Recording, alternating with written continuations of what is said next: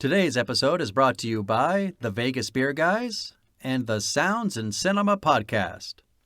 The Everything Sequel podcast contains explicit language. 'Cause we learned it from you, Dad.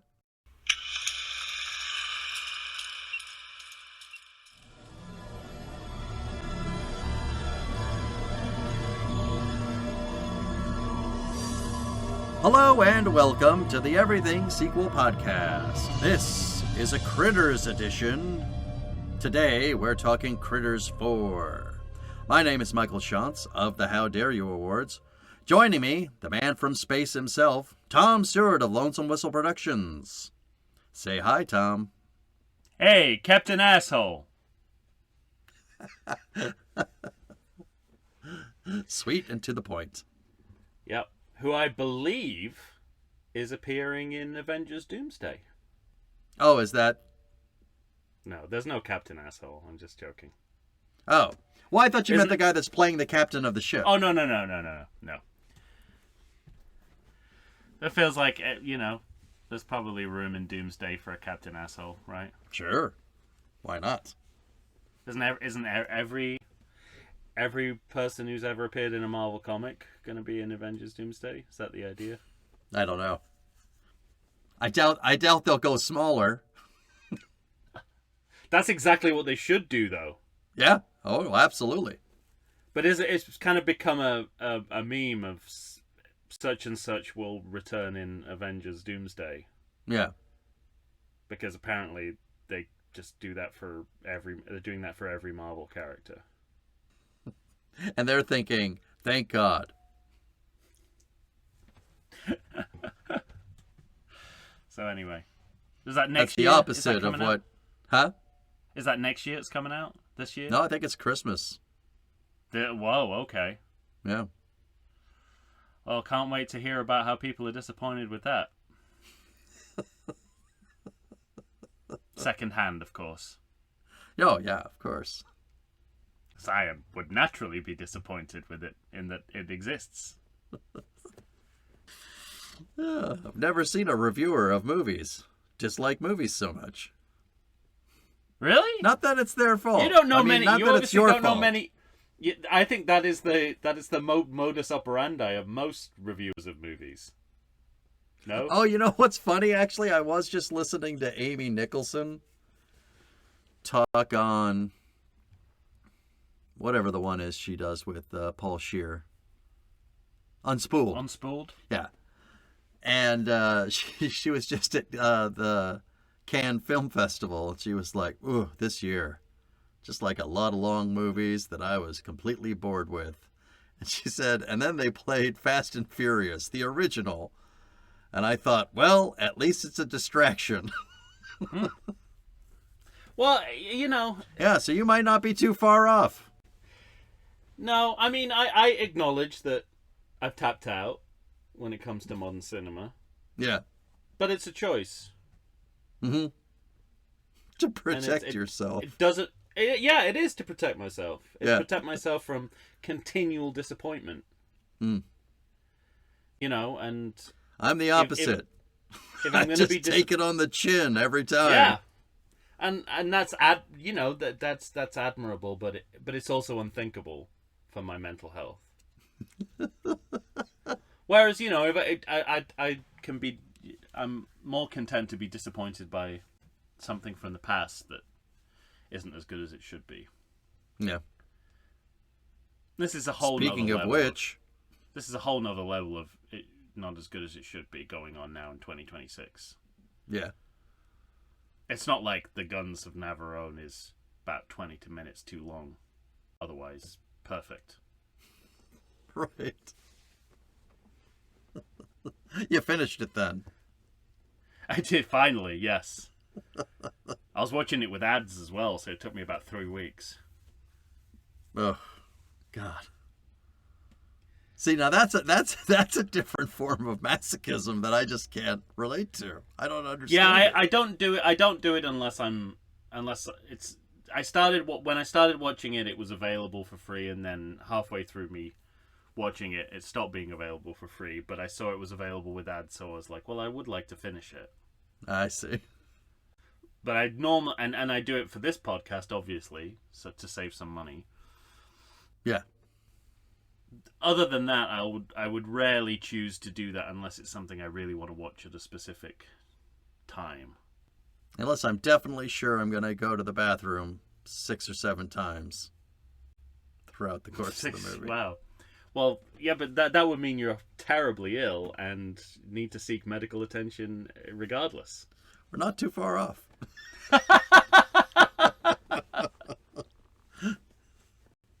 Well, we're talking Critters 4. It's a 1992 film with 18% on Rotten Tomatoes. Makes no sense. Makes no sense. Critters 3 is infinitely better. Yep. And I didn't look how many reviewers reviewed it, though. 4. Critters 4. The 4 in Critters 4 refers to the number of reviews. Now, it's directed by Rupert Harvey. If memory serves me correct, this is his only movie. Oh. But he's got some producer credits. I see. City Limits, the first Critters, The Blob, Promotion the from remake. Within. He produced that, okay. Yeah.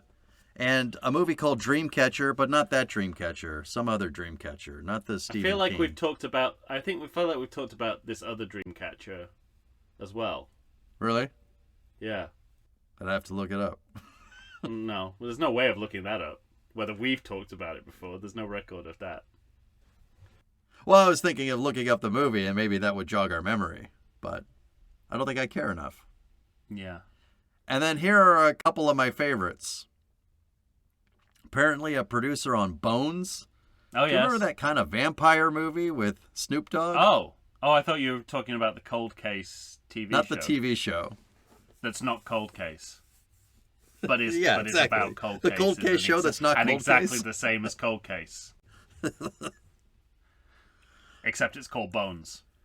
And then I also like this one, the chairman of the board, because that's Carrot Top. Oh! Well, you know there's that great Norm Macdonald bit about that on Conan. So funny. So deeply funny. Yeah. Because first he couldn't... He thought that there wasn't a name for it. And he said, I got a good name for it. Yeah, he said it should be called chairman of the board, but B-O-R-E-D. But before that, before the lady who's in it said the title, he was like, I got a title for you, Box Office Poison. Yeah.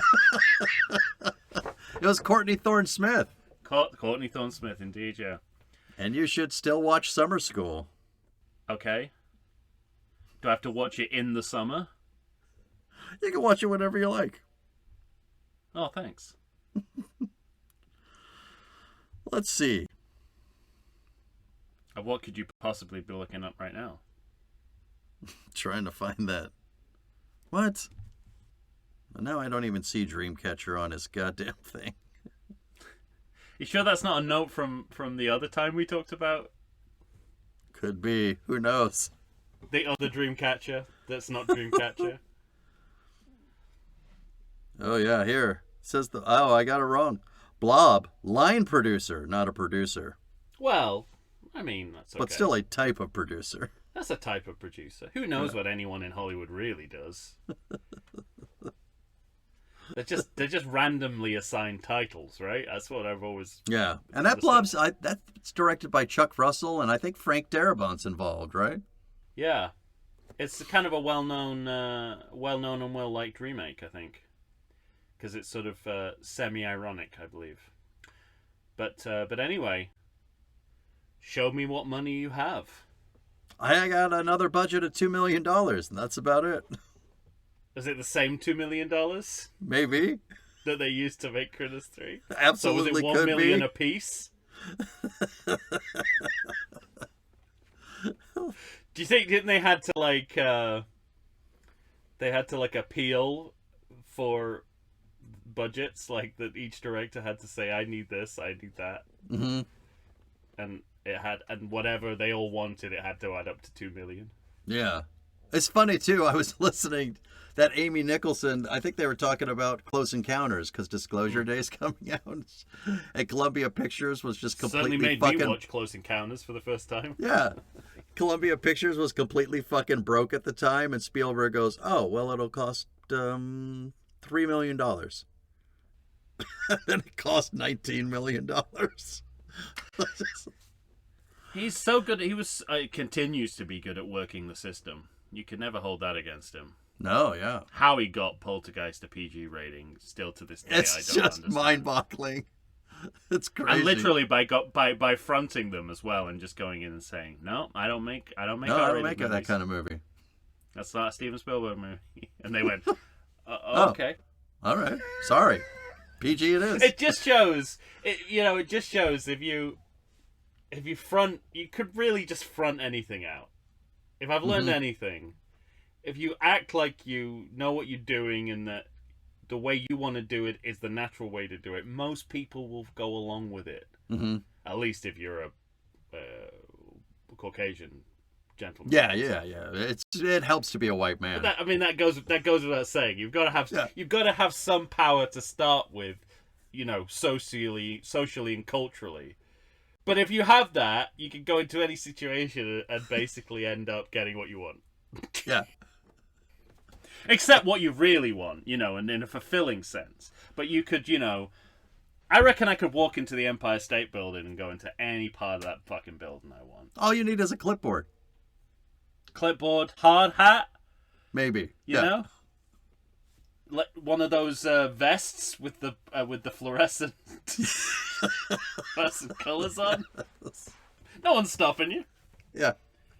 Years ago, friend of the show Pam Flora and I were walking around Comic-Con shit, and we're kind of waiting for a crosswalk, and I took like one step onto the street, and she was like, "Stop that. What are you gonna get run over?" And I was like, "Nobody's gonna run me over. I'm a white man." And the Asian guy next to me started laughing, and I'm like, "See, he gets it." I thought you were going to say the Asian guy stepped out into the road and was immediately hit by a car. Smacked. Like Roadrunner, just... Yeah. That would have been amazing. Well, it wouldn't have been amazing. Wouldn't have been Very funny. amazing, but If he'd survived, it would have been hilarious. the button would be "See." Armando Iannucci, the creator of Veep, I recently listened to an interview with him where he said when he was doing research for Veep, he went to the White House and he said, I'm here from the BBC. Someone told him, like, you don't need passes, security, nothing. Just say you're from the BBC and you're here for the 12 o'clock Amazing. or the 12 p.m. And he got to go wherever he wanted in the White House. Reassuring. Mm-hmm. So, great. and that was, that would have been the Obama White House. So, let's not have any illusions that it's always been perfect. No, yeah. All right, well, I got a New Line logo to start, and then we already kind of talked about it, but then we're going to see everything we just saw. Yeah. And pick right up. Well, the difference is this New Line Cinema logo. I think they cut the reassuring music, presumably because it's not conducive to the vacuum of space. Maybe. Na na na na na na na na. Yeah, so they kind of just go straight into the score that they have. Mm-hmm. Over the logo and what I mean, it's a bit early to describe it this way, but it looked. I thought it was like a funky Tarantino-esque title font. Yes. Whatever Tarantino's titles are pulling from, they're also pulling from that. Maybe Tarantino's just pulling from this. Well, he is a connoisseur of cinema. He is, and he prefers Psycho 2 to Psycho, which sort of makes him redundant artistically, I would say. I knew he liked Psycho 2 a lot. He prefers it? He doesn't like Hitchcock. Oh, well, okay. He doesn't like Hitchcock. He thinks Hitchcock's... overrated? He's more of a De Palma guy. Jesus. I know. You imagine thinking that and being a director? who's not, say, McG. I'm just imagining McG at a party. No, seriously. Look at them back to back. Yeah. De Palma's better. Well, Tarantino goes around saying that all the time. Haven't you seen Snake Eyes? That's like saying, I've got the I have the the film can of Citizen Kane and a projector and a screen. But let's watch this 12th generation video copy I also have on a tiny monitor. Well, I have the note that the time and place marker says somewhere in Kansas 1992. And my first question is, I didn't know we were in Kansas in the last I didn't write that down. I don't remember that. Somewhere in Kansas 1992. And this isn't... We start where we ended, right? So yeah, so that means that apartment building was in Kansas? I presume in a city in Kansas. Topeka. Sure. I didn't even know that was a city in Kansas, so... I think it's the capital. I went to the 5th grade. went to the 5th grade, like, to visit? And left when they started asking you hard questions and were like, "Ah!" I'm out of here. Yeah, well, I mean, I assume this is because Grover's Bend is in Kansas. And they drive past it. Oh. I'll look it up. Yeah, I think that is right. I think Grover's Bend was in Kansas. Like so the real they're one. basically saying this is the urban center. This is an urban center within. It doesn't matter anyway because we're going to be here for. We're going to go in outer space in 2 seconds anyway. It doesn't matter. But yeah, I mean, it's really, it's so satisfying that when you write a note saying what you think the next film, how the next film is going to start based on the ending of the last one, it turns out to be true. Yeah, it's right. Never happened before. Never happened when in this podcast. Like the clarity of that final sequence, I'm like, oh, this is going to be the opening of the next movie, and that's exactly what it was. Not disappointing.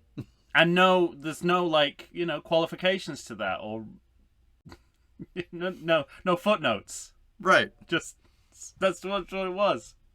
So and star-wise, it's kind of interesting because Don Keith Opper, who plays Charlie, gets star billing here, as he absolutely should, because he's he's basically the star of the movie. Charlie's now the focal point, which makes sense because he was kind of a supporting character in the other one. So there's the interplay there. But we also see that Brad Dourif and Angela Bassett are also in the movie, which is so shocking to me. Surprising because only an unknown Leonardo DiCaprio, a pre-famed Leonardo DiCaprio is the most famous person in the last movie, and yet this movie has up to 2 famous people in it. Mm-hmm. Was not expecting that, I must say. And then and it's kind of funny because I remember when we did Temple of Doom, there was a making of interview with Steven Spielberg where he sort of said, like, it's really hard to get that. What matinee serials used to do with cliffhangers is they used to go back and fudge what actually happened. Yeah. So you'd actually see someone die, and then the next week... A la the rage of Annie Wilkes. Exactly. They'd add in They'd add in a shot where it's like they jumped out before they died. He never got out of the cockamamie car. Yeah. And so, he's saying this he's basically tacitly admitting in Temple of Doom, like, stuff doesn't add up, and all the cliffhangers we put in are never really resolved, and some stuff is not explained because that's what those matinee serials are like. But here it's literally like cliffhanger, and then the pod lands. Yes. So it's like it's not just committed to continuity, but you've set up, you've got a cliffhanger, and you're going to resolve it. Like, we know what he's looking up at. Right. At the end of the movie. And then we're off into cheap, blurry space. That's great. The Saturn quadrant somewhere. Yes, that reminded me that TNG was definitely on the air when this movie was made. That's a very TNG type title to have. Well, it's funny too, because isn't there don't they say like 2045? Isn't there like a credit kind of... Oh, it's 53 years that he's been in the pod, they say later. Yes. But it was weird because I thought first of all, I thought it said 2045 as like a credit kind of thing. But then this kid, what's that kid's name? Ethan? He pulls like a card that says 2342.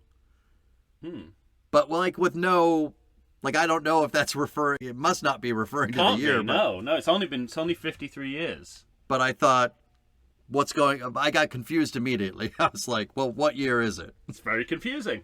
Yeah. Well, it's neither of those years, but closer to the first. Yes. So, yeah, it's interesting because the relationship of the series to space is not how normal sequels, we discussed this in the ranking episode, like you don't start in space, but you end up there when you can't do anything else. Mm-hmm. But this movie goes back and forth between space. In the first couple of movies, there's no space in the third movie. Right. And this one's entirely set in space. So yes. Its space is by no means unprecedented, but we haven't been there for a while. Mm-hmm.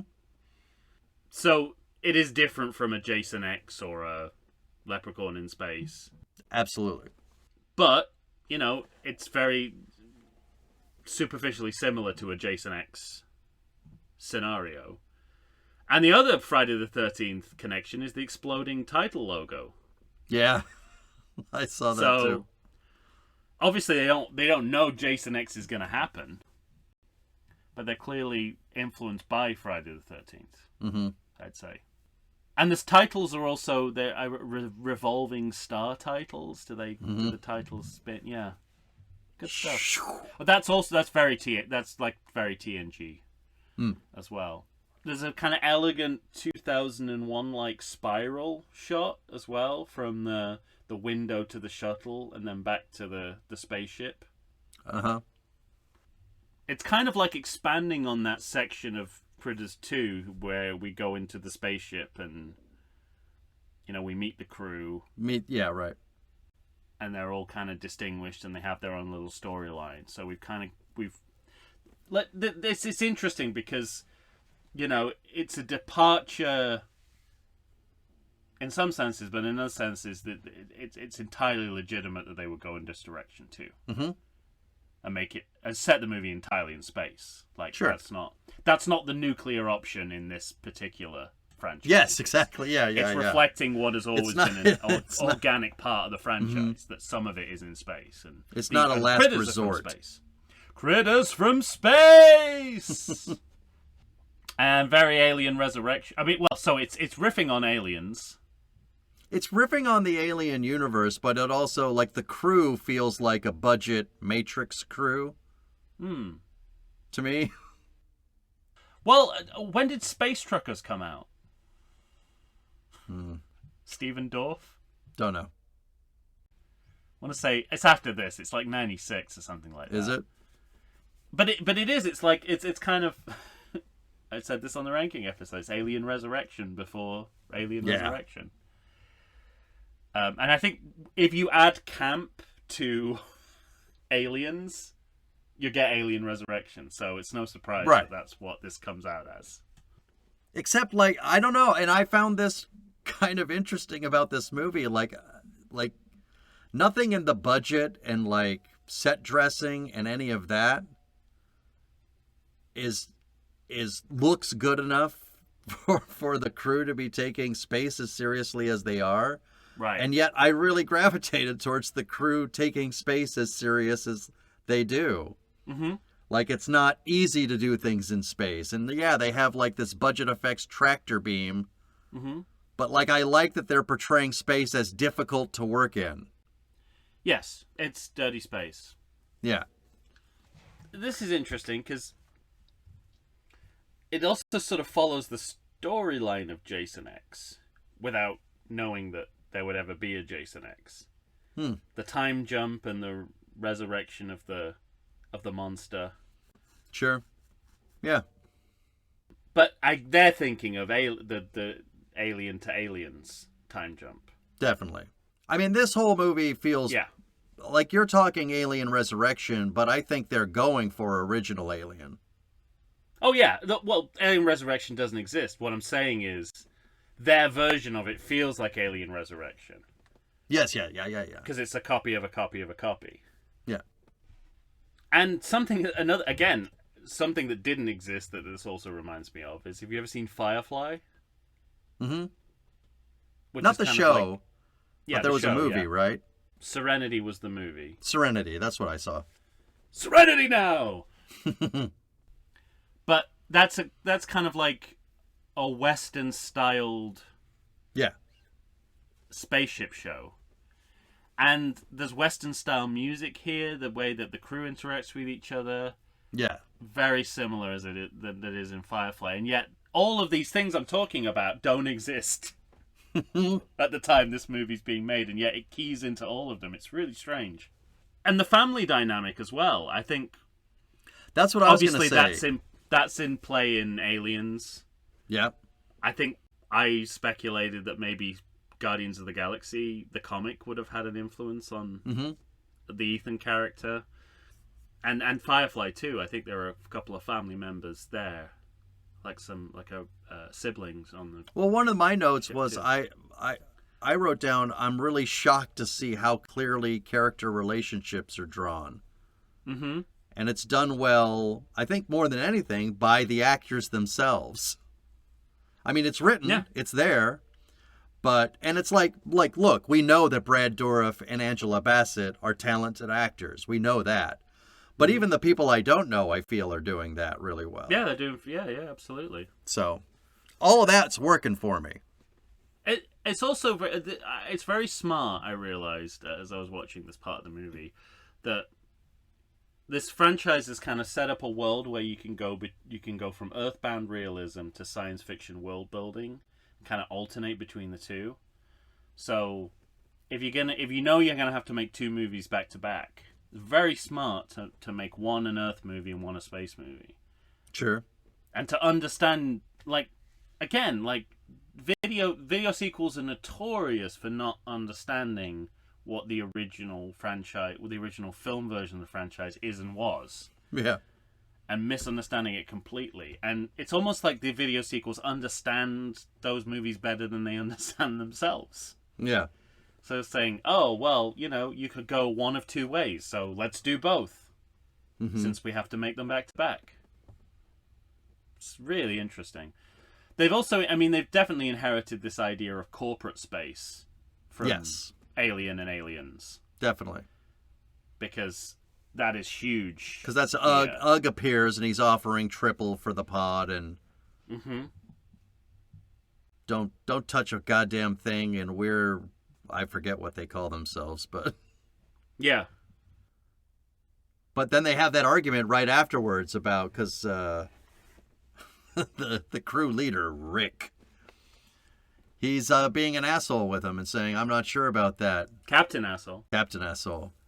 But Brad Dourif and Angela Bassett are like, you don't fuck with these people. Like, whatever...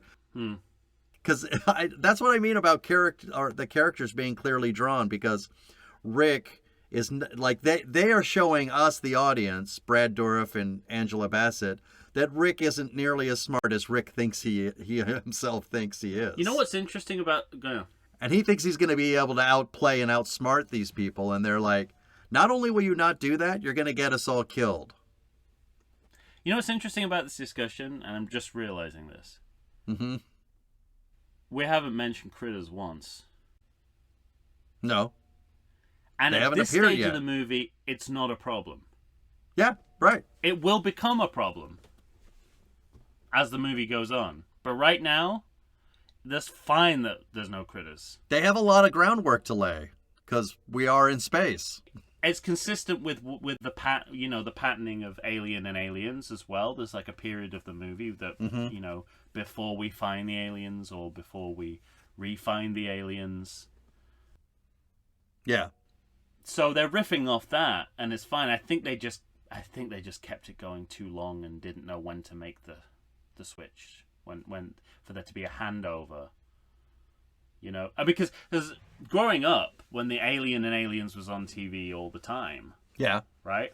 It would start at like 9 p.m. because that was when you could start showing Yeah. The scary stuff. the scary stuff. And then the news would come on at 10, so that's like half an hour. So you'd probably only see your first Alien at about 10:45 at night. Yeah. Right. And, if you got school the next day, your parents might not let you stay up that late. So the first 20-minute chunk of... I mean, this movie is probably like 5 minutes, but because the movie's about 30 minutes overall. But that first 20... That's what I know Alien and Aliens to be, because that's the section I've seen most repeatedly. The most watched, yeah. Yeah. So I know intimately them sitting around eating breakfast, or the knife on the hand stuff and the bodybuilding and all that sort of stuff. That's what those movies are to me. And that's what this movie is, but it never really goes beyond that. It doesn't really have the Alien section of the Aliens movie. Mm-hmm. Until it's too late, and they can't integrate it into the story in all the good work they did in the last movie to integrate the critters as soon as you could after you'd introduced your concept. Yeah. They don't do that here. They just kind of leave them dormant for too long, I think. Well, and also it's like if you're meshing the critters with Alien, because it's not like the critters are as silly as they were in the last movie with the bubbles and the beans. No. But they're also not as scary. They're more serious this time. But they're not as scary to me either. No, they don't, and they don't go for scary. They go for pathos. Yeah. Which is an interesting choice in and of itself. But I think they needed to start that way earlier if that's what they were going to do. Yeah. I mean, that's Alien, that Alien Cubed and Alien Resurrection kind of go in that direction, where they want you to feel sorry for the monster a little bit in a way that we've never wanted to before. But at this point, they are just world building and it works. Yeah, it's all world building, and I'm fine with all of it. Mm-hmm. They land on whatever the thing is. Clearly, it's fucked up and something has gone wrong. It's like the abandoned space station, yeah. Which again is like the planet in Aliens, right? Yeah, totally. What's it? I was gonna say RUD-90, but that's the liver drug from the I don't know, XGUF-47. That's something. RDU-90, I think, is the liver drug from The Fugitive. That might be right. Provasic. You switched the samples, didn't you? So they could bring you Provasic. We'll get it in. Don't you worry about that. We'll find a place to get it in. Don't you worry. This is a Fugitive podcast masquerading as a sequel podcast. We all know this by now.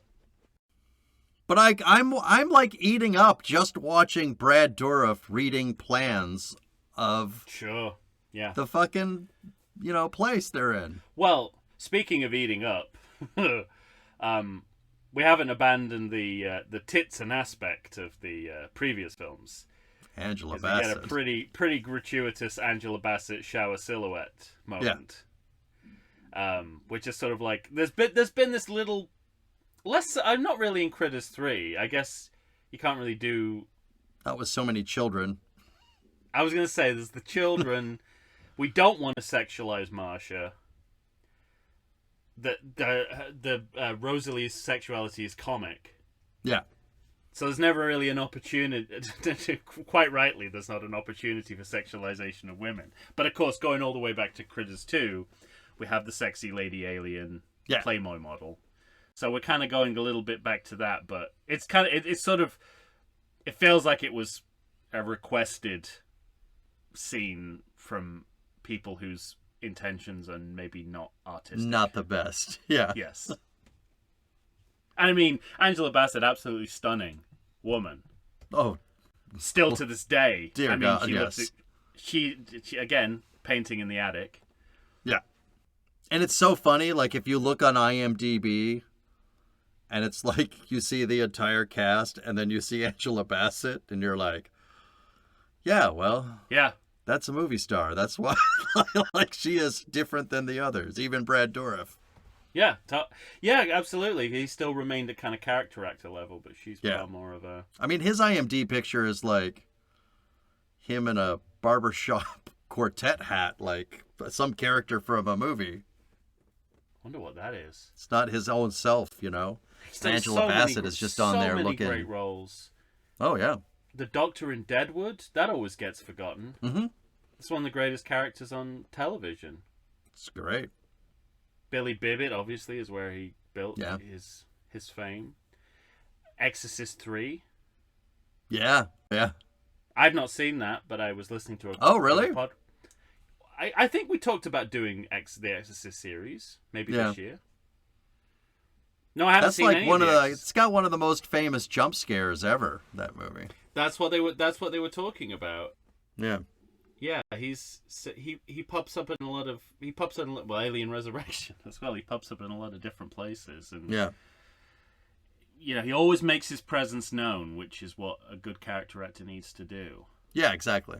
And then sometimes, you know, he's playing what seems like a completely innocuous role, like the Doctor in Deadwood, who could have just been, you know, old-timey frontier doctor. Right. Here's my herbs and my medicines. But the strangest fucking interpreter. Oh, fuck! Voyager. He plays a serial killer in Voyager. Voyager. There's a... Oh. Yeah, so Star Trek Voyager? Yeah, so you know the idea of Star Trek Voyager, they're trapped out in the Delta Quadrant in space, trying to get home. I never watched Voyager. It's okay. The rot's beginning to set in. You can see where Enterprise came right afterwards, and you can kind of see where they were going.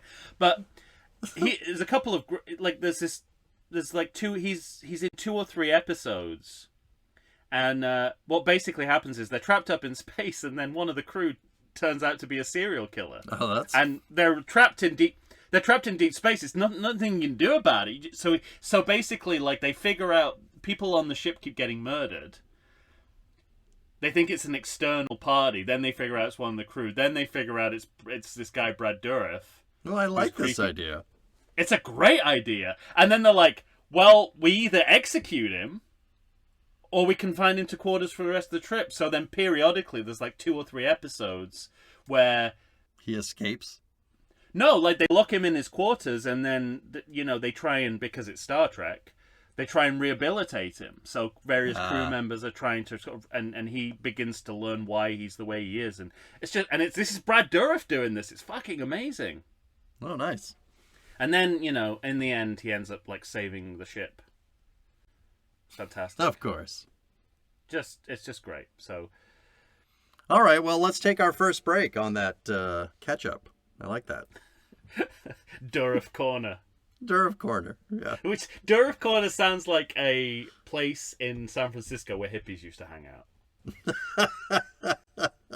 The best acid trip of my life on Dourif Corner. Really? There was a Dourif Corner where I grew up in Iowa. It was just a malt shop. That's what you think. Yeah. You don't know what they were putting in those He was a milkshakes. serial killer. All right. We'll be right back right after this.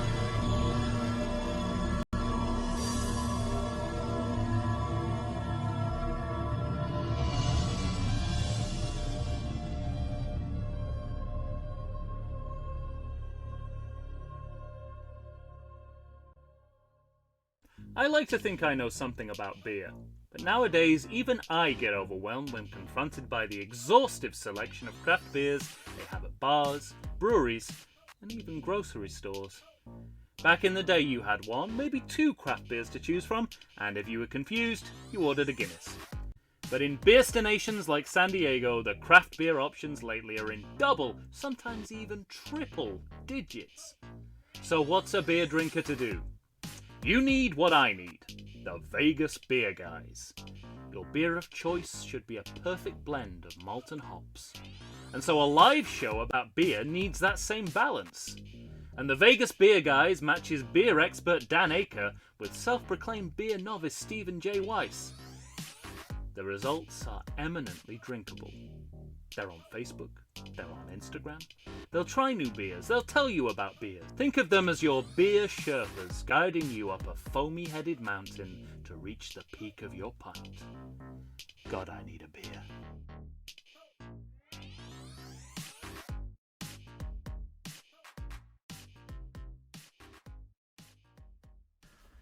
And we're back. Sitting here chatting up Critters 4, the Rupert Harvey story. The Rupert Harvey story?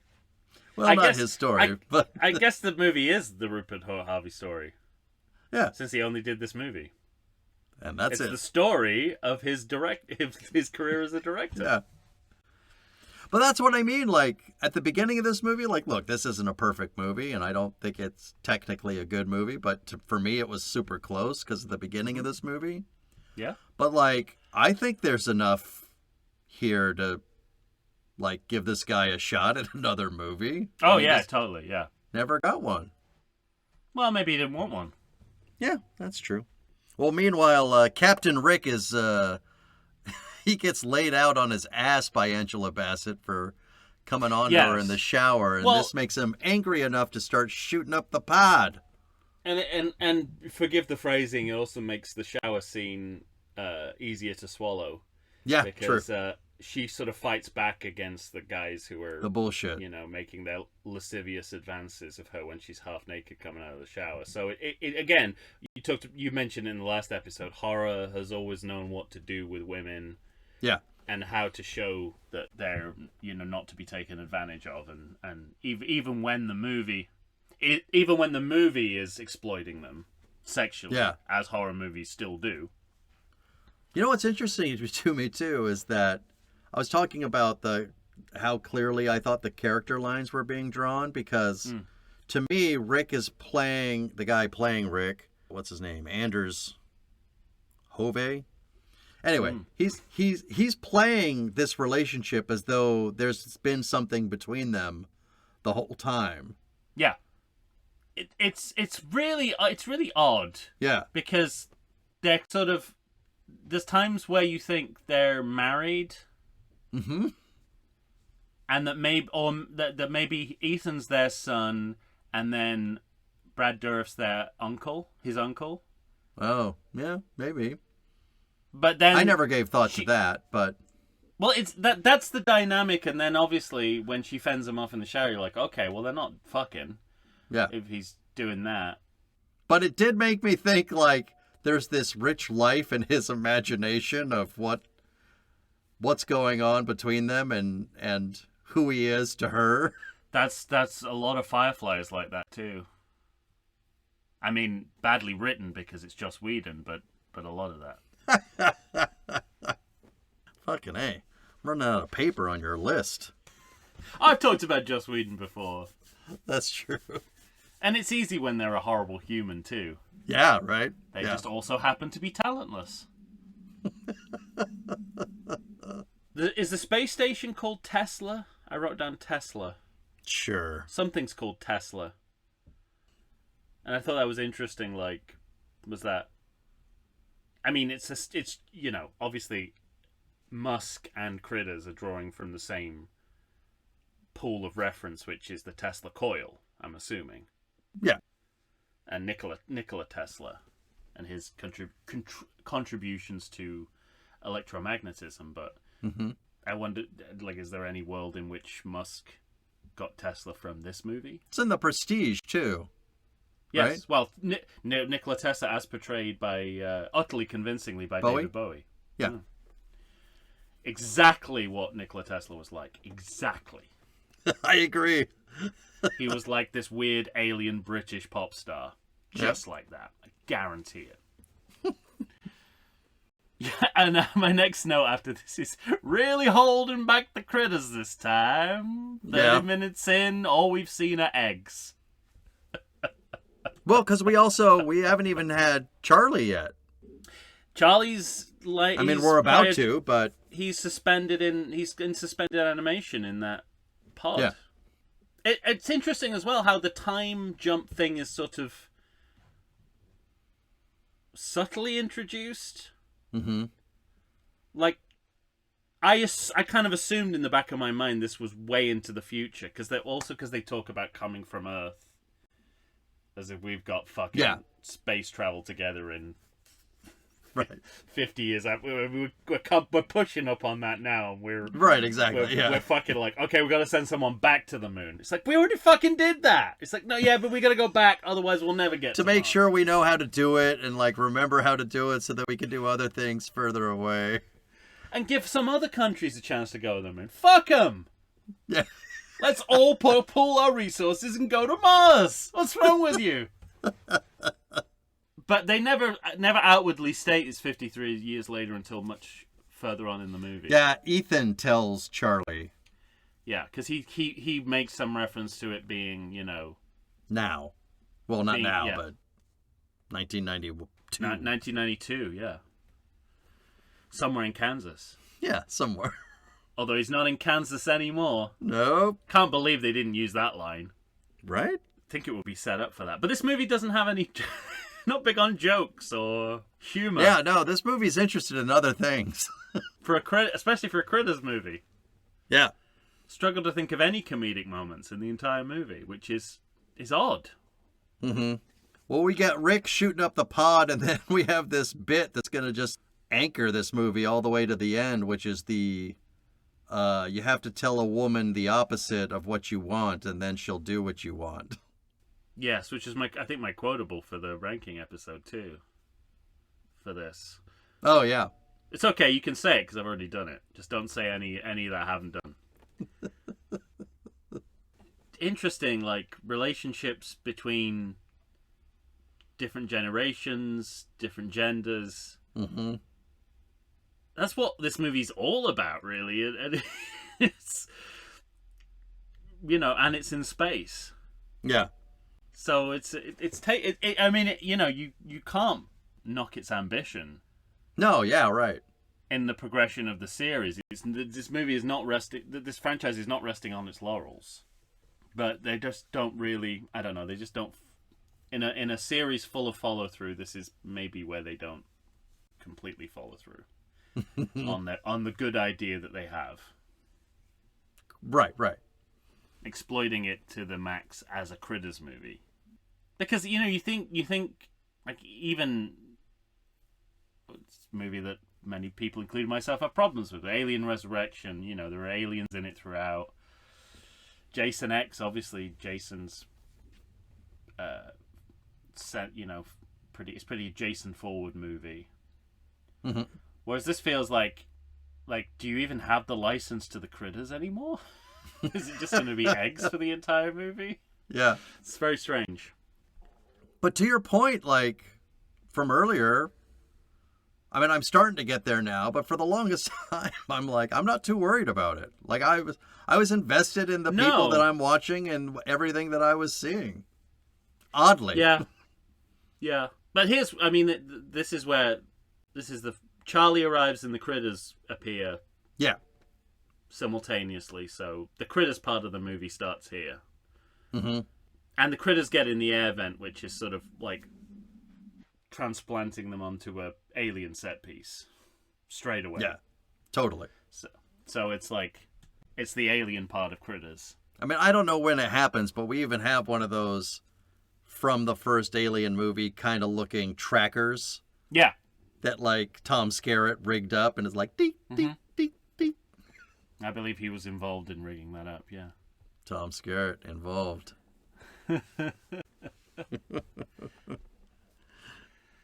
And I think, that maybe they're, for the first time, being quite lax on the creature design.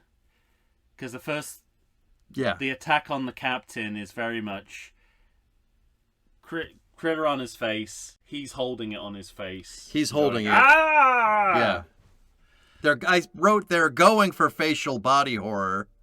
Bela Lugosi with the octopus in the lake. Yeah. In Ed Wood. Yeah. That doesn't have motors. You have to make the tentacles move. And then I made the note that the critters look smaller. We have the same note. This was a question. Mine was a question. Are the critters smaller, or have we never seen them this young? Is that what it is? No, I think it's yours. Can't be. We see them just hatched. Right. But the one of the smaller ones is making baby noises, which is what made me think that it was trying to show that they were younger. But I also think maybe it uses less latex. Yeah, right. Yeah, that's true. Yeah, totally. I think this may be a situation where the first answer is the right one. You don't need to overthink it. Uses less latex. And then somebody, I forget who, but is it Charlie that shoots one of them so he gets kind of the reverse mohawk? Yes. And I had read, inversion. In the IMDb notes, they just wanted to make sure that the audience could tell the difference between them. So that's why they did that? Yeah. My favorite death metal band is Mohawk Inversion. I mentioned, I think, in the ranking episode that it really gave me the nostalgic feels when you see the graphics on the computer screen, because yes, the first time Brad Dourif does it, it looks like my old Sega Master System Terminator 2 computer game graphics.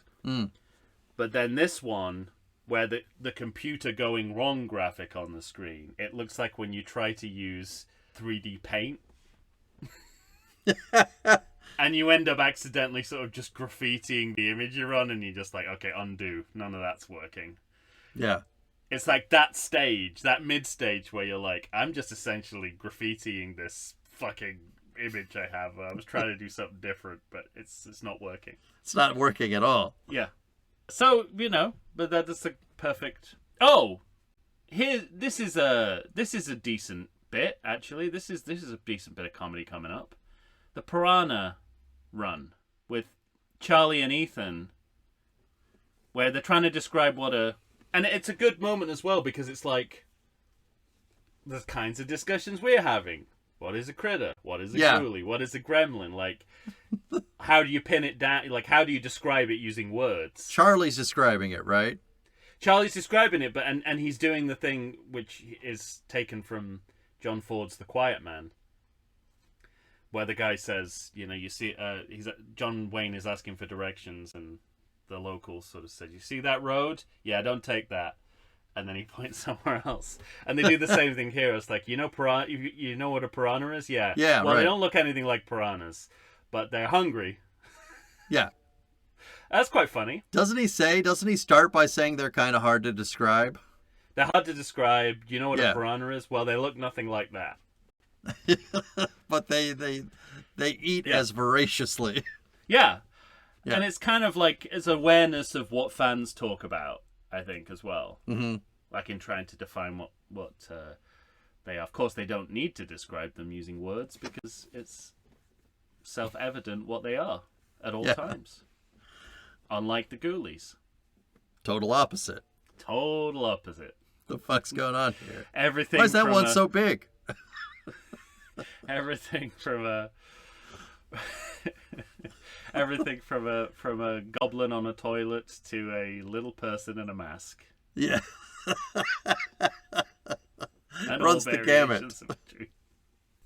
Well, all I know is, don't they split up? Like Ethan goes with Charlie, and well, this is the other interesting. This is where I think they start to drop the ball in their storytelling a little bit, because they're not fond of cross-cutting between the storylines. We get like one big chunk of someone's storyline, and then another big chunk of someone else's storyline. Yeah. And the best thing to do here when you split people up is to cross-cut. Always. And they haven't kind of figured out. Maybe that's some of Rupert's. We spent a long time with Charlie and Ethan finds that card that could get them through doors, and then they are falling into the trash, and there's a Star Wars scene. Well, I was going to say long time.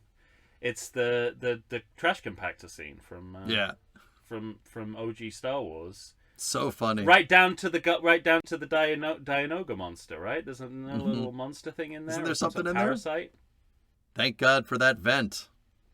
Yeah. Well, and this is sort of, again, they're still thinking about, you mentioned this in the ranking episode, that they want Ethan to be Brad.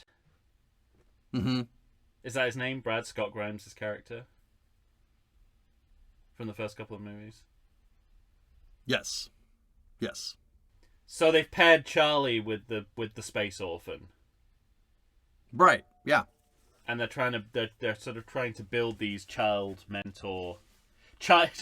weird mentor dynamics from previous. Can I go movies. far enough to say that maybe the writer was like, this is a parallel? Yeah. Charlie, emotionally, is most attracted to the kid that seems alone and by himself. Not just emotionally either. When it keeps happening, you got to start to wonder. He looks over at the gorgeous Angela Bassett and he's like, you know who's kind of fucking hot? Ethan.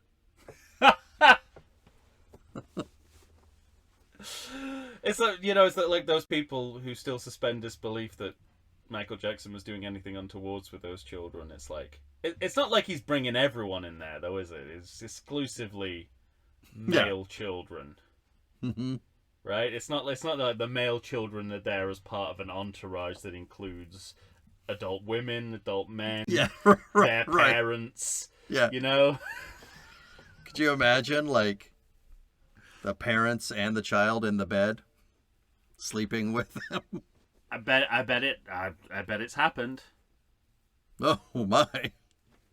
I think something very close to that happened with the whole R. Kelly thing. I think they had like parents in house Oh my God! living in the same. I know it's horrible, and I realize I'm entirely to blame for talking about it. So let's get it. So I'm pulling the emergency brake Plug. on that conversation. Sorry. This is where we confirm the time jump into the future. Now That's my next note. Yeah. So it is interesting because when I heard 53, I was like, is that exactly the gap in between Alien and Aliens? Then I looked it up and turns out that was 57. 56. Oh, 57? All right. Which is great because it's 57 varieties. Heinz. Also a Manchurian Candidate reference as well. Oh. In the scene where the Joseph McCarthy guy has to I come don't up with remember it. I've only seen it once. the original, the black and white one. With Yeah. Lawrence Harvey and Frank Sinatra. And Well, Angela I saw Lansbury. the remake once too, and I never wanted to see it again. Remake's not that bad, but the Really? original I is- remember it being unwatchable. It's a serviceable thriller, but Manchurian Candidate, the original, is much more interesting. All right. But anyway, the guy, he's having breakfast. He's at the breakfast table. He has to decide on a specific number of communists to say are in the American government, so that the lie sounds more convincing. And he looks at the ketchup bottle. It says 57 varieties. He's like, okay, 57. We'll do 57. Yeah, that's great. He's pulling a Kaiser Soze there. But I just like the idea that they're like, what is it between Alien and Aliens? 57. Oh, we can't do that. That's too direct a rip-off. 53. 53. They'll never know. They'll never know that was the reference. But I don't know, it's a weird, like, it works in Alien and Aliens because it's just like, Ripley, you've just missed out on your entire life, basically. Yeah. But, so it's even more tragic because it's so short a time. It's like, you just missed everyone you know being dead. Yeah, right, exactly. Everyone was just alive as you got Right. back, but now they're dead. But here it's sort of like, well, it could be 200-300 years, couldn't it? And Mhm. why is it not? And shouldn't it be? Wouldn't that make the abandoned space station more creepy as well, if it was hundreds of years? Yeah, sure. I don't know. And how? Well, no. This is a conversation to have when we do the Alien movies. But the time between the movies is Mm-hmm. changes as well, doesn't it? It's not like always. Yeah, definitely. Just in Alien Cubed, it's just long enough for the two major franchise characters to be killed mid-transit, Mm-hmm. so we don't have to rehire Michael Biehn except as a corpse. I think they asked permission to get a cast of him, and he was like, "Go fuck yourself." I don't think it's him. No, I think he went along with it, and then they weren't going to pay him for it, and he was like, "Oh, fuck you then." Oh, okay. It's like insult to injury. If you're not going to have me, you're going to kill me off and ask me to come back to model for my corpse. Yeah, Cameron didn't like that, but I'm like, kind of brave way for a sequel. I'm going to take revenge on the world by making nothing but shitty movies from now until my death. I'm going to apply all my technology to filming Billie Eilish in concert. It's my revenge on the world. Meanwhile, in this movie, my next note is they find a video of some science shit. Yes. This is where Anne Ramsey shows up. Helen Hunt's sister from Mad About You. It's, this is what I described as the, wow. She's so good in that show. For anyone else but me, that would be a deep cut, but it's actually, it's the opposite of a deep cut. It's like my way of understanding who that person is. I know exactly who that person is now. Yeah, good. But for most people are like, well, that's taken me further away from who they are. Right. Except for me, it's like, yep, watch that religiously every week. Yeah. Didn't really like it, wasn't very good. Get out of here. Oh, it was... I watched... It was on British TV. It was on back to back with Seinfeld, and it was literally... It was like a experiment into, will you watch something bad just because it's after something good? Absolutely the case. I don't know about that. And then there was an amazing episode. There was an amazing episode of Seinfeld where at the end, where George has first got engaged to Susan, and she calls him into the bedroom and it's like, "George, we're watching Mad About You," and he's just face drops, and there's credits of just him, and they get a diddle-dun, diddle-dun, diddle-dun, and he's just this stone-faced horror. All life is face. Drained. And then it's like, and then the continuity announcer comes out. It's like, well, next up is what George is listening to what George is watching right now. It's Mad About You. On a very special home improvement. I don't want to die, Dad, and you're not, 'cause we love you. Followed by the Diet Mug Root Beer Dana Carvey Show. It's almost like yeah. I mean, they were in such different worlds. There was something like Larry. What's the story about Larry David where they wanted to cross? The network wanted a crossover between Friends and Seinfeld, and he said he'd sign off on it if he could kill one of the friends in the crossover. If he could kill David Schwimmer's character. It was the only way you could do it. That's amazing. Isn't that clever? It's like what's a way in which I can say yes, but they'll never do it? I just saw a clip of Jason Alexander talking about, like, I think they were doing the read-through for the Chinese restaurant scene. Mm-hmm. Or show, episode. Yeah. Is it Littlehoff or Lindenhoff? What's his name? Do I have that name right? That was in charge of NBC at the time? Yes. And he was like, "What are you guys doing?" And he's like, he was a fan of the show. Yeah. Like, he's the one keeping it on air. But he's like, it's like a fight at that time. Well, I mean, yeah. I mean, they went like, guys, what are you doing? They went full Samuel Beckett yeah, in that it's episode. Just like, there's no story. There's no character. There's no, nothing. Literally nothing happened. You're making this so hard. And he's all upset. Yeah. And he kind of storms out of the room. And Larry David goes, "Well, he didn't say we couldn't do it." And then oddly, that was the episode that made America click in. It defined what Seinfeld was and why it was different from other sitcoms. Yeah. And the great thing is like Larry David then completely changed his mind about what the show would be, and they never did a show like that again. Mm-hmm. Because it said Rob Reiner, I remember saying, he's a really spiteful guy. Like, if you criticize him, not only will he do what you ask, he'll do what you ask in an extreme way that you never asked for. So he kind of said, he said, look, I get the idea, a show about nothing, but,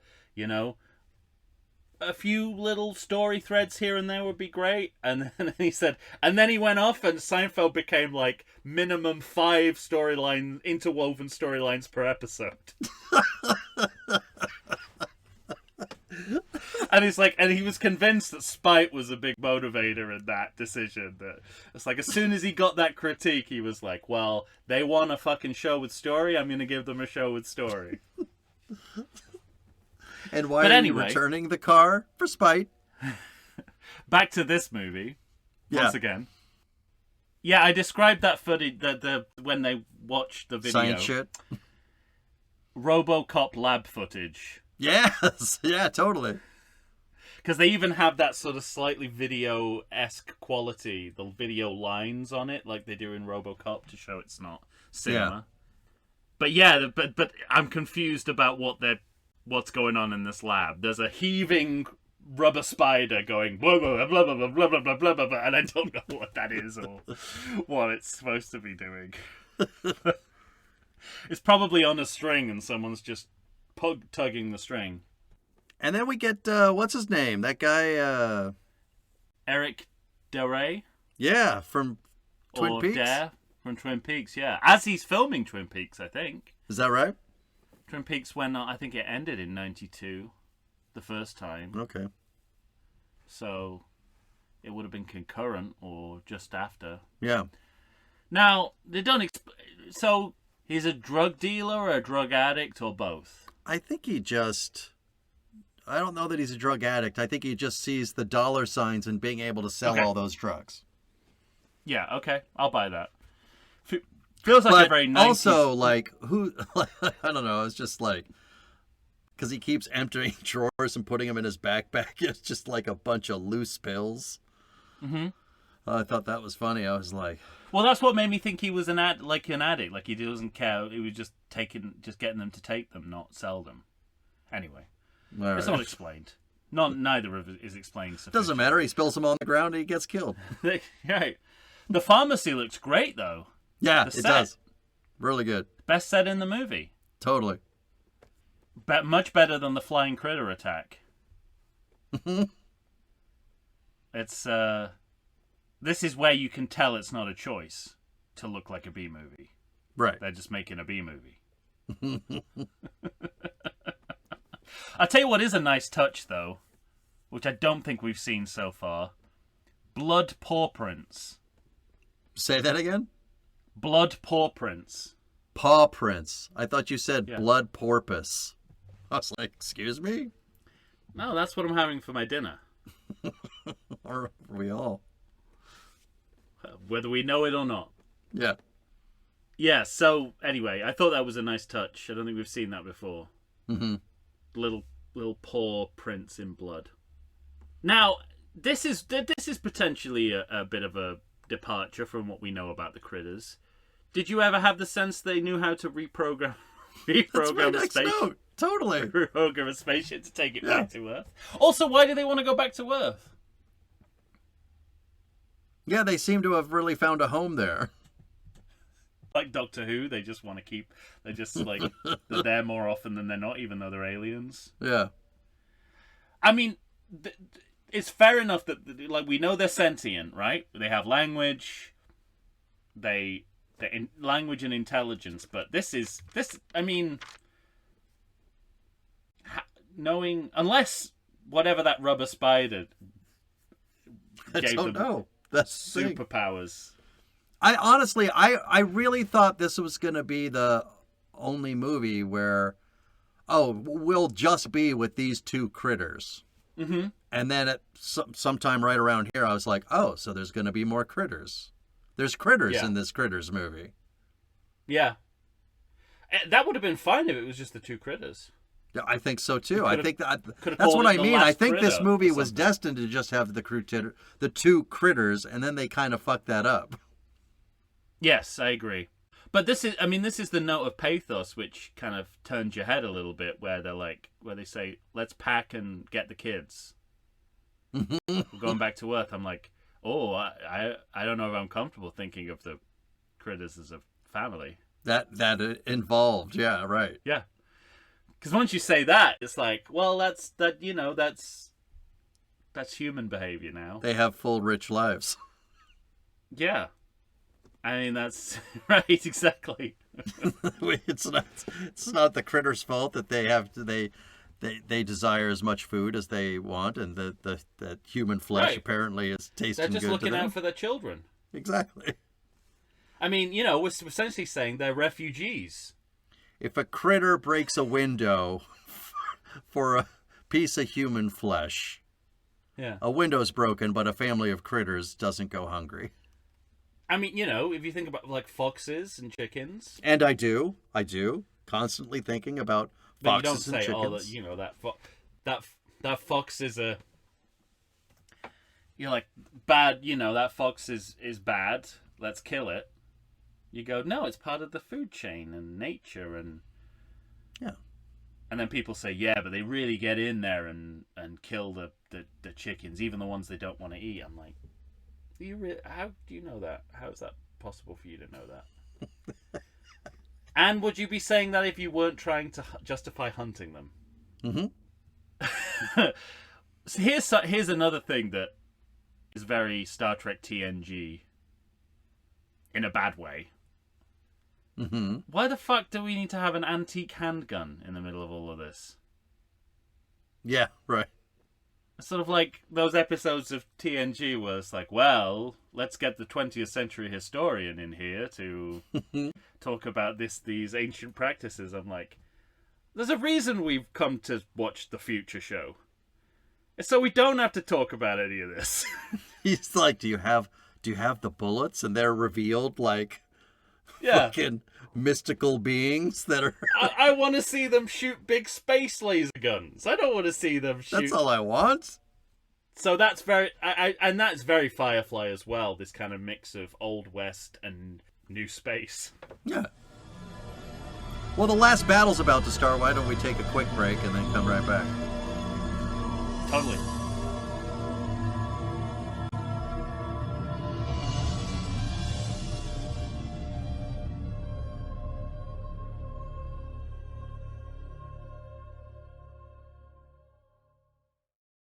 If you like podcasts like I do, boy, do I have a treat for you. You need to Stay on target. and check out the Sounds and Cinema podcast. Listen as your host, sound designer and music creator Tony Parham, and co-host, musical performer and sound lover Derek Hansen, D-Rock if you're nasty, and I am, discuss all things sound related to film, television, stage, and theatrical productions. They discuss environmental sounds, bioacoustics, dialogue, the nature of communication through sound, but as an added bonus, they drink beer and try to... Stay on target. Find them wherever you get your podcasts and listen to the pure mania of a man who can charitably be described as Doug, the dog from Up, and another man with a soothing and sultry voice trying to get that man to... Stay on target. That's the Sounds and Cinema podcast. Tune in and listen to the sounds they are creating just for you. And we're back, ladies and gentlemen, finishing up, sprinting to the finish line of Critters 4. The 1992 film, directed by your friend and ours, Rupert Harvey. Give that guy a chance if he wants it. Sounds like a made-up name. If he wants it. Every time you say it, doesn't sound like a real name. I know. Sounds like the name of a character in a Jilly Cooper novel. I was going to say it sounds like a 70s stuntman. Yeah. They're not mutually exclusive. All right. Well, my next note is deflating critter, Oh, okay. and wondering if this is something. Is that when they're stuck in the room? Yeah, and Because I remember one inflating. flitter. And yes, inflating and then deflating. Okay. And I was like, is this something they do when they die, or did one collapse and they decided to exploit that? See, I started to think, is this him birthing some more? Oh, That would have been good. But we don't see that, so I didn't think it was that. Mm-hmm. Like, we don't see an egg come out or To anything. be fair, we don't see a lot of what we need to know in order to understand this movie. True. Yeah, last episode we talked again the when does life begin for a critter, and Yeah. they're trying to for the first time they're trying to protect the frozen critter fetus, not feces. Yeah. The frozen feces, the fetus. And so it's like, oh, now you want us to warm to them. They're just trying to protect their young. Mm-hmm. And also the babies are super cute when they come out as well. True. But what are these fetuses are grown in the lab? Is that what they're telling us? I don't know. That's my I don't know point. I either. have no idea how they got here. I saw Helen Hunt's sister, and I think that was supposed to explain it, but it didn't. No, she didn't explain anything. That's the Even though problem. she was playing the person who explains things in a video Yeah. that we've seen in movies. But I was more focused on, because now we've got multiple critters. We got a lot of critters. Yeah. Now it's starting to feel like Aliens, because now it's like they're on one ship and they have to get onto the other ship. Mm-hmm. Or they just have to get onto their ship. But you know what I mean? It feels like that moment where in Aliens when they get onto the bigger ship and the next Yes. thing you know, there's acid on the floor and the mother is underneath the ship. And like they're Right. trying to get on the ship. Definitely. And they succeed. Charlie, by the way, using that fucking pistol Mm-hmm. as though he just can't see all the electrical space equipment behind what he's shooting at. Well, that's the movie's fault also for like he knows how to shoot a space gun.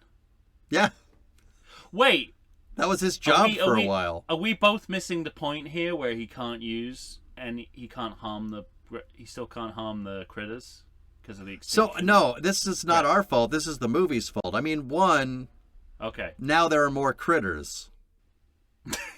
that's true. So maybe But is everyone who could reverse that lock dead yeah, also? yeah. In which case it would be forever. So he seems to have no... Charlie, like, this is not a plot point that the movie comes up with. No. Charlie Well, never it's not. says, listen, technically I'm not supposed to kill these critters. They're the last two critters. And then somebody else is like, well, they must have fucked. There's like 8 more. Yeah. That would have been fine, wouldn't it? It'd be like...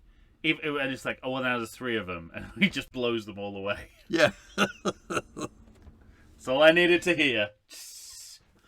Well, the next thing I know, Charlie's like super proud of himself for killing one goddamn critter that we're not sure he should be killing. Right. But he's also disabled the ship, which Mm-hmm. seems lost on him. Yeah, maybe if he'd have used some more advanced weapons technology, it would have cancelled out any damage to the ship when he used Just a it. thought. Yeah, but if you're using a frontier period gun that will just shoot wherever you point it, yes, it's going to. I half expected those bullets they brought out to be like the bullets from Who Framed Roger Rabbit. Yeah. Be like, come on, shucks, Yeah. golly. Well, it's about if he'd have time you got us out of the cobwebs there. But I bet the space weapons do have something like they probably have like heat-seeking bullets or something that wouldn't damage the equipment. Well, and it's reunion time coming up, right? His reunion with Ugg. Yes. I also wrote down that I don't know what this is. Oh, I remember, because he goes chasing him, right? I wrote down that Ethan becomes very bloodthirsty for some reason. Mm-hmm. Doesn't he Yeah. start chasing critters to kill him? Yeah, he does. Yeah. It's kind of a coming of age through violence. And the crate is turns not- very big. No? Crate gets The what? bigger? The crate gets bigger? Yeah, Okay. and for a second when it gets at its biggest, it looks most like a gremlin. in the face when it's inflated. Yeah. There's a real gremlin face for a second before it gets too big. I wrote down that Ugg arrives and he immediately slaps Angela Bassett. I'm like, how dare you? This is not at all friendly. Yeah, and so we talked mixed about feelings. this in the ranking episode we did. about this about face, but I love that he come. I love that I have no he comes problems back. with it except that it's not explained. It's not. Yeah, I'm happy for him to come back. I'm happy for him to be a different person and different relationship to Charlie. But you got to explain at least some of that, and you can. You got the time. This movie is half you an have hour plenty long. of time. I Yeah, think half they an think hour. they've done that though. Doesn't he just like sum it up by saying things change, Charlie? Yeah, And that's as much explanation as we get, but we need more than that.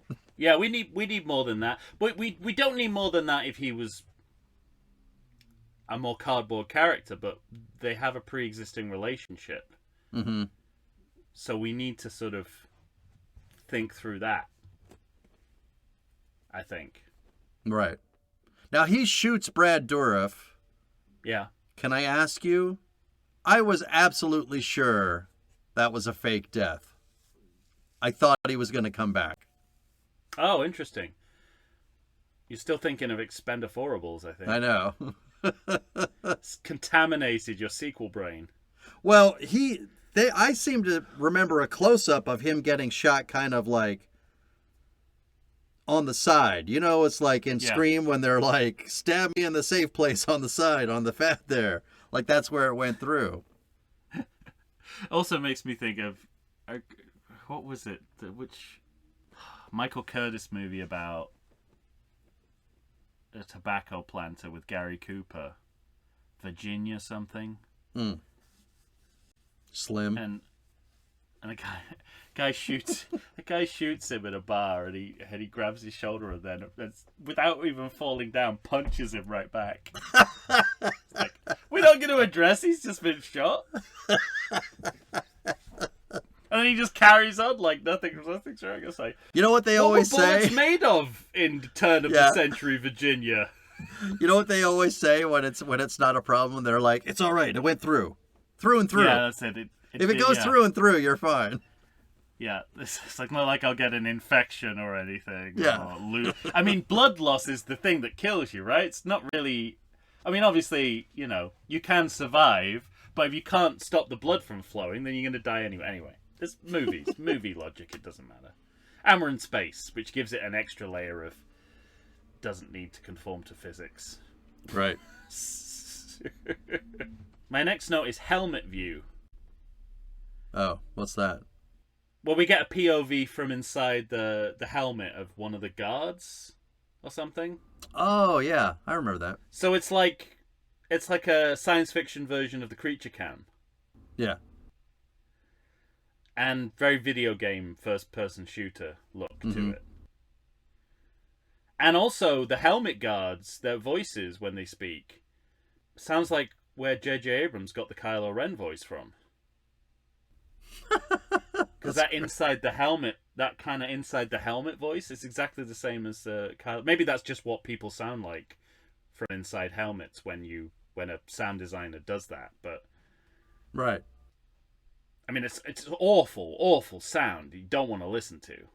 You can't wait to get that helmet off in the movie. But only J. Abrams came up with the bright idea of putting it back on him later on. Well, or just taking it on and off all the time. Yeah. Well, taking it off, breaking it, reassembling it. A chimp rebuilds it. Remember when the chimp rebuilds it? It sounds like something you made up, but that's what happened. No! It was like, you know what would make the storyline even more random? If a chimp rebuilt the mask. You mean like a monkey-like alien? No, I mean an actual chimp. Indistinguishable from one of the chimps of our world.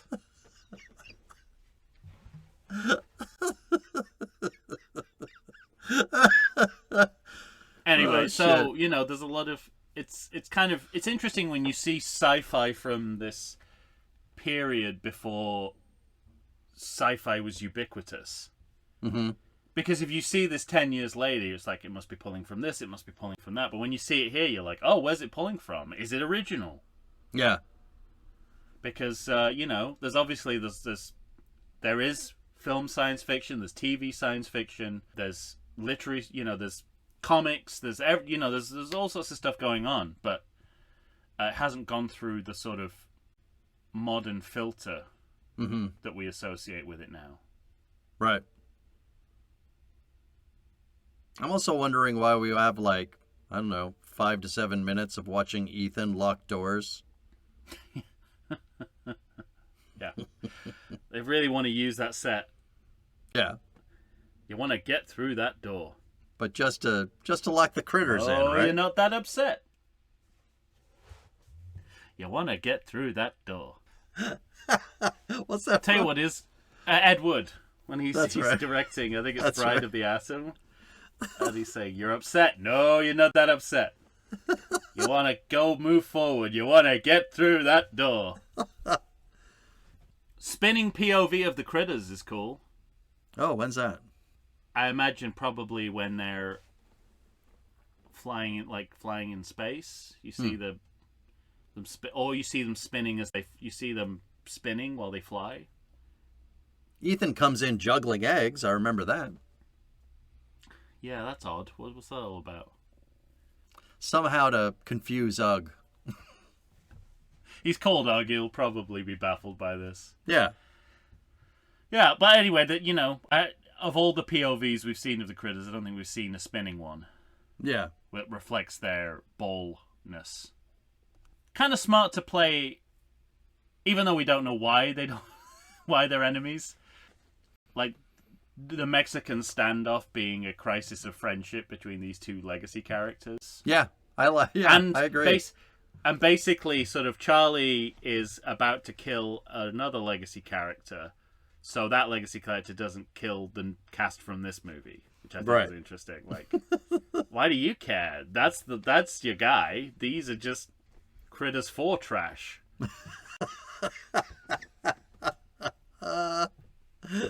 Borrowing your son's insult. Borrowing my son's insult, yes. And then and we kill Ugg. Right? Ugg dies. I think so. Yeah. Well, it's like Ugg gets the drop on Ethan, but Charlie gets the drop on Ugg. Well, that's the big. And he shoots him.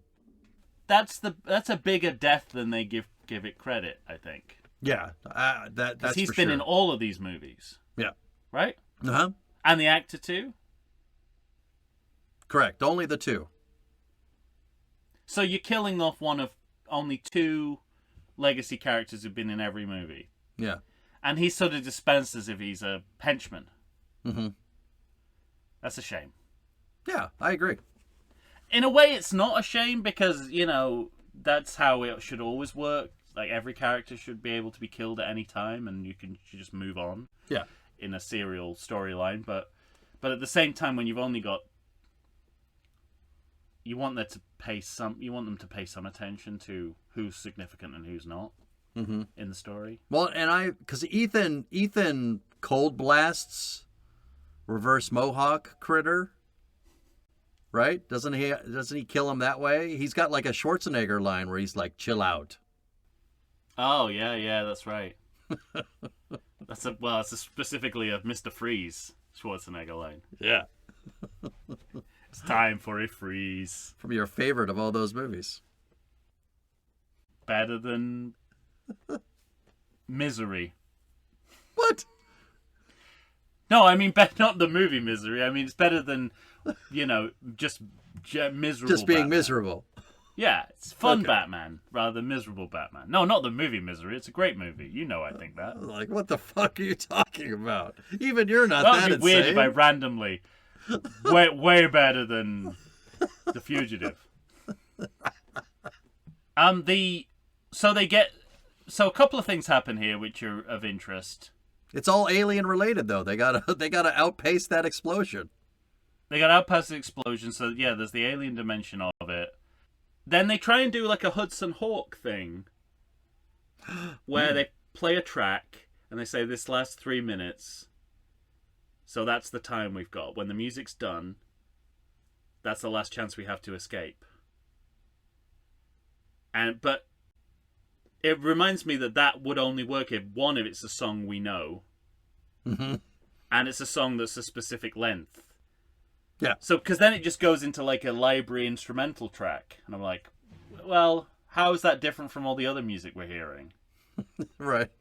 So just have a countdown. You don't need bring music into this. Just be like, we got 3 minutes, and then do 3 minutes of scream time. Right. Which I'm confident they don't do in real time anyway. Oh, yeah. It's not actual 3 minutes, like 5.5. But they basically go, well, when this track is done, then, the countdown's over. And then the music goes, da da da da da da da da da da da da. I'm like, what? Why? Why is this a device? The ship they escape on looks even more like the Starship Enterprise from TNG. All the lighted panels and the touchscreen interfaces. You would know. So they're about where that design for science fiction is at that time, I think. Like everything will be, which is still true to a large extent, everything will be flat buttons and touchscreens and interfaces rather than keyboards. Yeah. It's kind of where we've gone in real life, even to this day. But the very last portion of this film, I mean, other than Charlie's just a weirdo, like, I don't understand this at all. Agreed. He is specifically told not to touch anything, and then he's like, but I'm Charlie. And he starts sneaking up on the control panel. Yeah, and then the ship spins out of control. But it's just for that spin control joke. It's just a spin control joke, and it's like a loose cliffhanger as well. Like, I was in two minds. I was like, is it just something?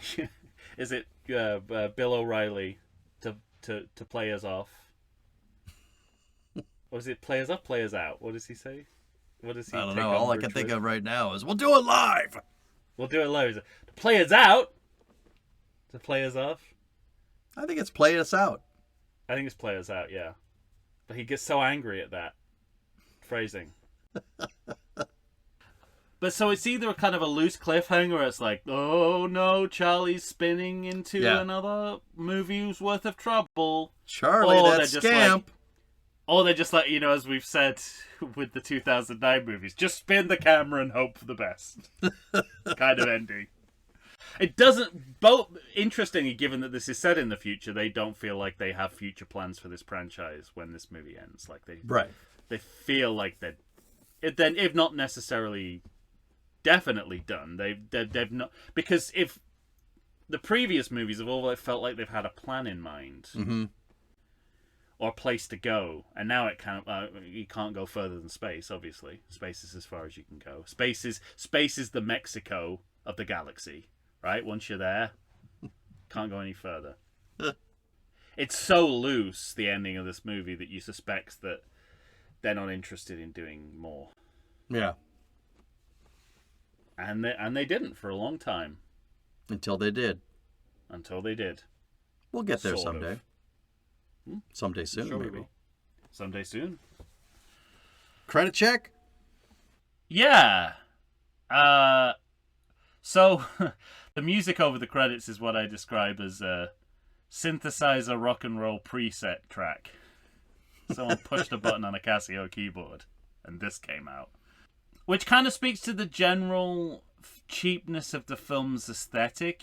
There are some moments where it transcends that, but musically I don't think it ever transcends this level of synthesized sound. Agreed. Lead person, Shannon Price Slusher. First of all, I don't know what that role is. Second of all, her name sounds like a discount website. You can get 50% off your trip at Shannon Price Slusher. Yeah, so here we go. Answering my earlier question. Second unit director, Barry Opper. And Opper is the name of Charlie's name is Opper. So there's a familial connection somewhere. Oh! Last second sound effect of the critter voice. Yes. So, again, I feel like this is what you do when you want to hint that maybe there'll be more, but you have no plans. Yeah. We put in a sound effect at the very end of the movie. Wait, now that I think about it, did all of these have that? No. Okay. They all have the no critters were harmed in the making Yeah. of the movie, but this is the only one that has the sound effect at the end. Okay. But Gremlins do it, right? I think it's a Gremlins thing. Yeah. Who fucking knows what happens at the end of Gremlins 2? I was like, Or Daffy. Ghoulies, for that matter. Daffy Duck masturbating into a tissue. I don't know, but I mean, movie is fucking unhinged. He just turns it into a fucking production company. There you go. The fuck is this? I genuinely can't believe that the second. Imagine what people were thinking. Hey, let's go see the sequel to Gremlins. That's a kind of nostalgic Christmas movie with monsters in it, and it's like, oh, okay. There's a little cartoon short before the movie. Yeah, that's interesting. Okay. Oh no, that is the movie. Okay, what's going on? Why is Oh my the god, that gremlin giraffe made out had of a full sprint. Why is a gremlin made out of electricity? What is Leonard Maltin doing here? Is that it? Yep, that's it. All right. Credits well, are like 20 seconds long. Yeah. This movie's only about 10 minutes long. It's back when they knew how to make a movie. But I think this is slightly longer than the other two, maybe? Oh, I forget. I mean, they're all pretty close. But they're all within, like, around 5 at minutes 90 of each minutes, other. yeah. Or Yeah. I think most of them are like 126. Yeah, most of them are under it. One of them, I can't remember. I think it might be this one, is slightly longer. Okay. I can look that up very quickly while you do your... I was going to say, 127. yeah, I could look it up. I was like, very quickly. 127. There you go. 3 is Supergirl Ultimate Meal. No, I got to scroll down. 126 is Critters 3. See? So all you have to do is look at 26. Critters 2. Well, ladies and gentlemen, if you wanted to discuss the length of time these movies are or anything else about Critters 4... I don't think that Then- needs discussion, does it? Like, it's a good thing for the world. that Oh, these no, movies yeah, are it's under it's- 90 it's- minutes. That's yeah. inarguable, right? There's no argument there.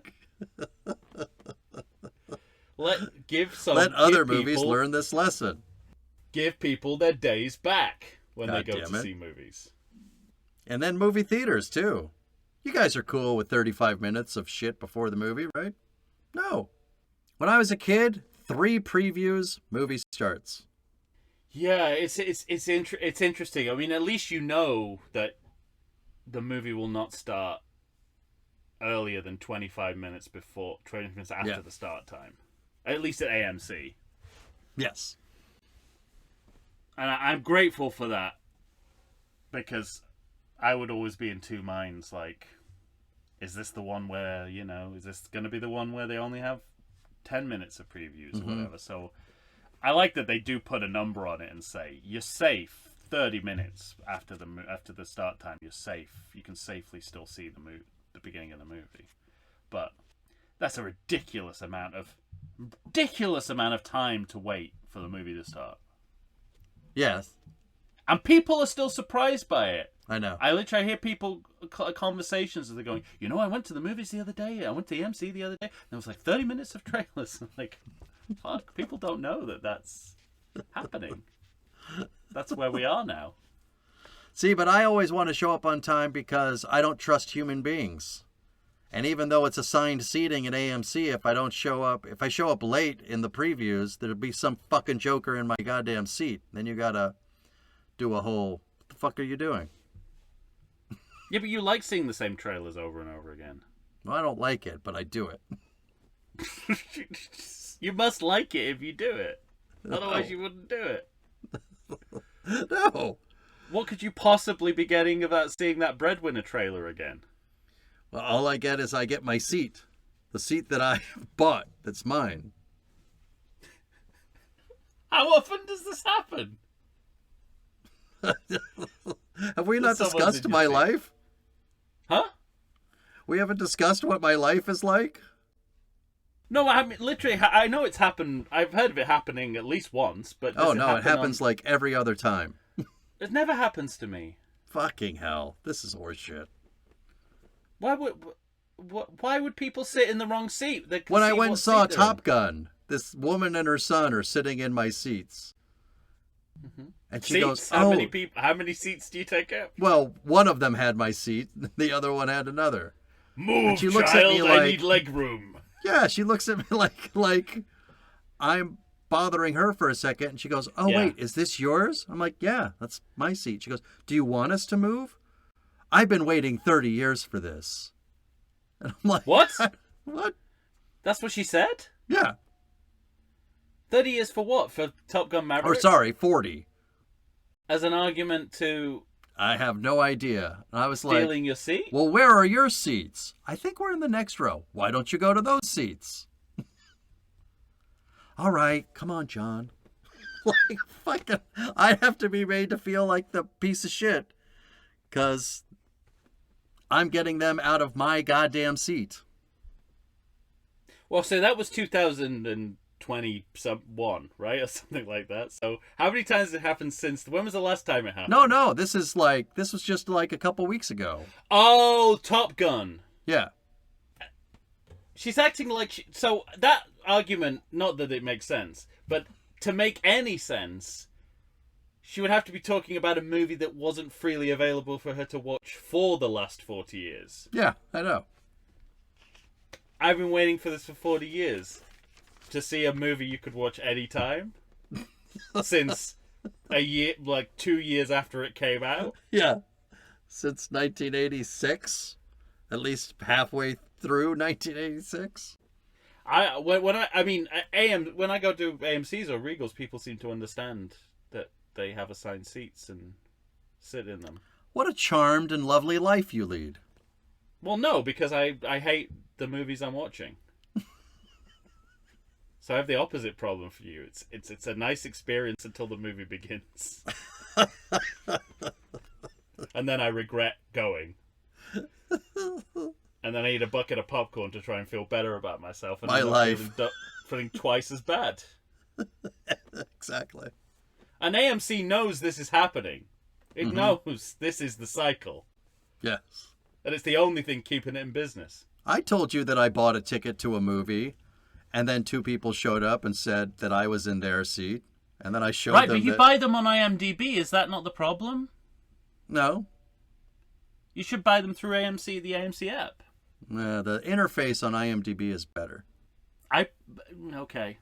But if you know something like that's gonna happen because you're using IMDb, doesn't that make it worse? Well, I don't know that that's what happened. I know something But isn't that what they happened. told you happened? Because it was a third-party seller. As Oh, opposed that to... woman did say that. You're right. Like, I don't care How where... the fuck I remember that? I don't know. I don't... I don't care where I bought it. I remember something that happened to you better than you remember something that happened to you, based on your reportage of that event. That's weird. Fucking horseshit. That's all I'm saying. Just do it through the AMC app. They're not a sponsor, but I've never had any issues with it. Oh, I'm sure I'd have some issue. Something will come up. That's just the way my life is. No. But would you trust... I don't trust IMDb with anything. I won't pay money to them. I mean, I did for a while. Hey, money. Well, yeah, you give the money to them and they must take some of it, right? No. IMDb should just be names. That's it. They shouldn't do anything else. Fucking names. And that's it. Shouldn't be telling tickets, showing me ads, trying to get me to watch a video of something.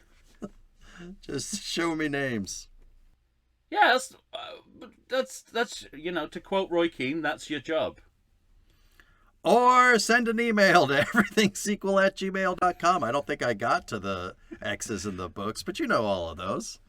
Yeah. Or send the email. Contact us through IMDb.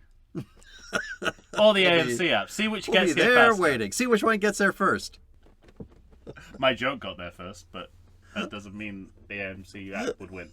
Damn it. All right. That's it. When you hear us next, I guess we'll be pitching to this nonsense. The big responsibility Right? to get our up. details right. For once we cannot take liberties with the details. I'm scared of I'm failing scared the too. Critters series. It's intimidating. we get one thing wrong about the Critters.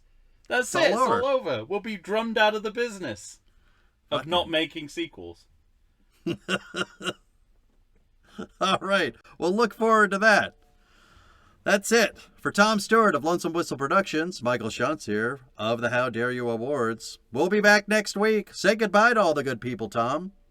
All right, you gumballs. Is that it? Yeah. All right. Perfect.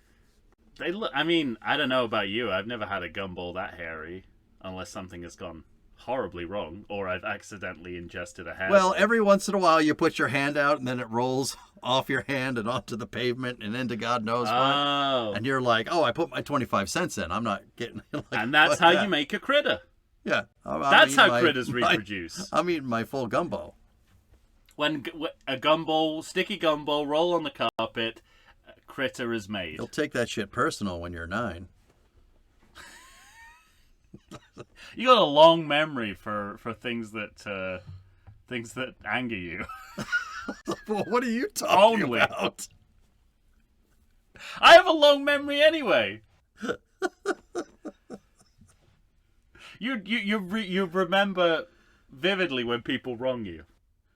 Oh, yeah. Whereas if I had to recount the number of times, I mean, that would take up too much space in my brain. Well, that's all that my brain's devoted to, is that and movies. Fair enough, yeah. Movies is leaking out. It's just... But I'll hang on to the it's just spike hate. with grim It's the word death. hate, and then movies kind of dripping out of your ear. The word movie dripping out of your ear. What year is that movie again? Damn it. I only saw it last week. What is I it? should have gotten rid of some hate. No, you gotta... That's the thing, as Obi-Wan instructed Luke. Hold on to your hate, or what? He says something similar to that. It's Let like, go of your bury anger. your feelings. Bury your feelings. Obi-Wan says to Luke, bury your feelings. He couldn't be a worse example to Luke.